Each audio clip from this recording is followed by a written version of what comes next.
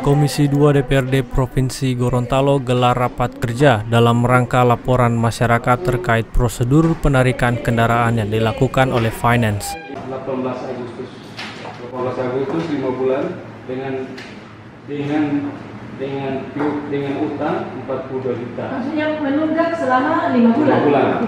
Komisi 2 Bidang Ekonomi dan Keuangan Deprov Gorontalo menggelar rapat dengar pendapat atau RDP terkait laporan masyarakat tentang prosedur penarikan unit mobil oleh salah satu finance di Gorontalo. Tapi kan tidak ada. Padahal apa? Kita kalaupun dia mau antar ini, harusnya kan kita bisa kasih reschedule ataupun merevitalisasi seperti yang lagi orang minta saat ini. Semua kita tawarin. Karena posisi kita juga di lapangan tetap beresiko, Pak. Kita nggak tahu konsumen di lapangan terkena dampak atau tidak.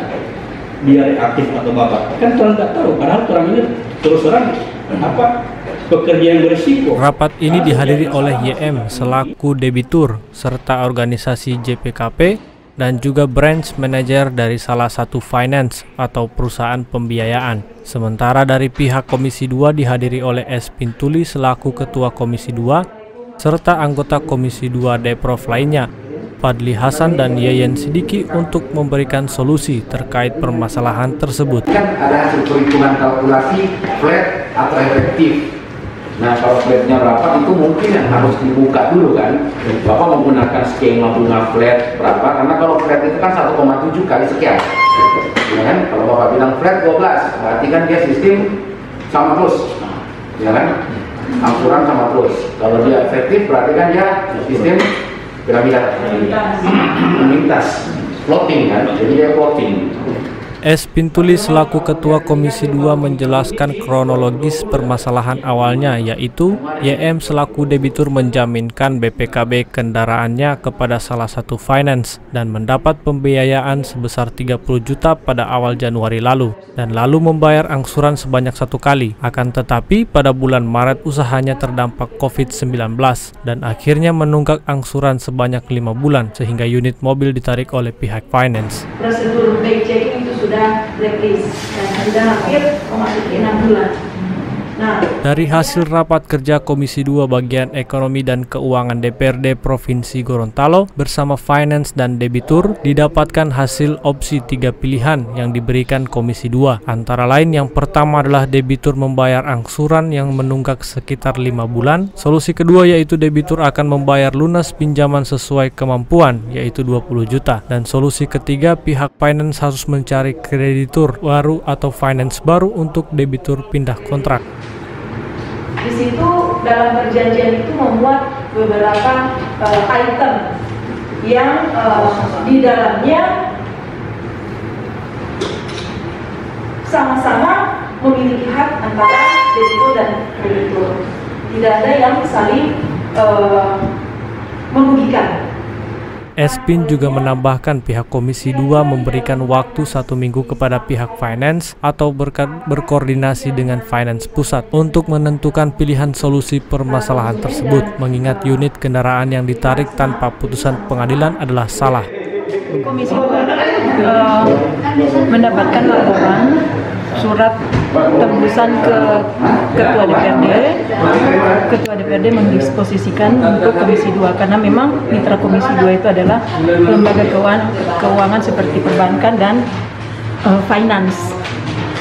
Olehnya di dalam surat itu debitur atas nama, saya tidak sebutkan ya, atas nama debitur melaporkan bahwa finance smash yang berkedudukan di Gorontalo secara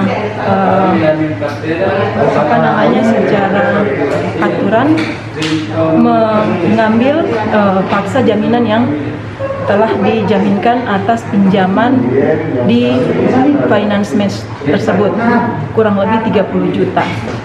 Nah, dengan berjalannya waktu, debitur ini membayar angsuran baru pertama.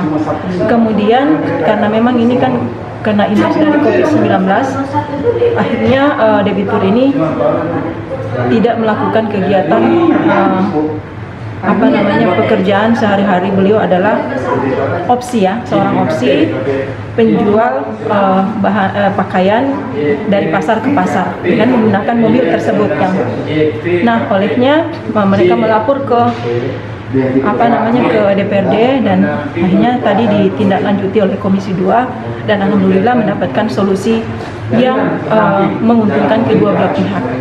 Solusi pertama adalah di mana debitur itu membayar angsuran yang menunggak sekitar kurang lebih 5 bulan.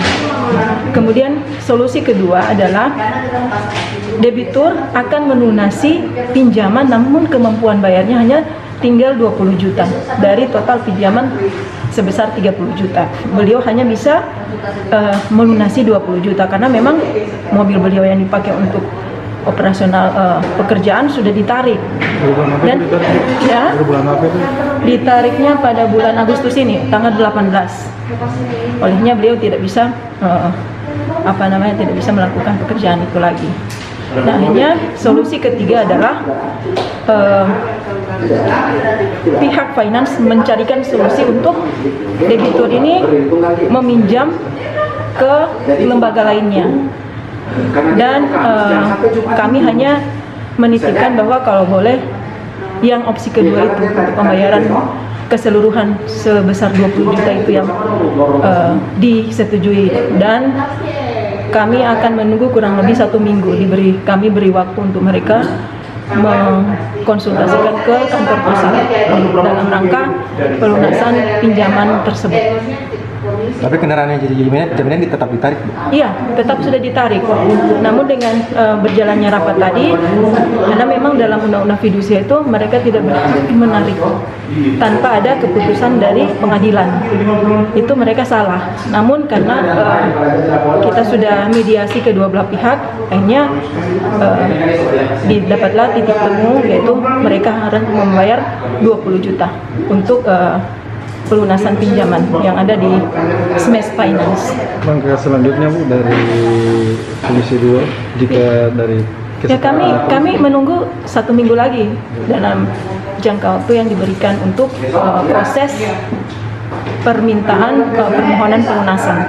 Jadi kami menunggu 1 minggu lagi. Nanti insya Allah ketika 1 minggu ini terhitung dari tanggal 13 hari Kamis, berarti nanti hari Kamis depan insya Allah ada titik terang.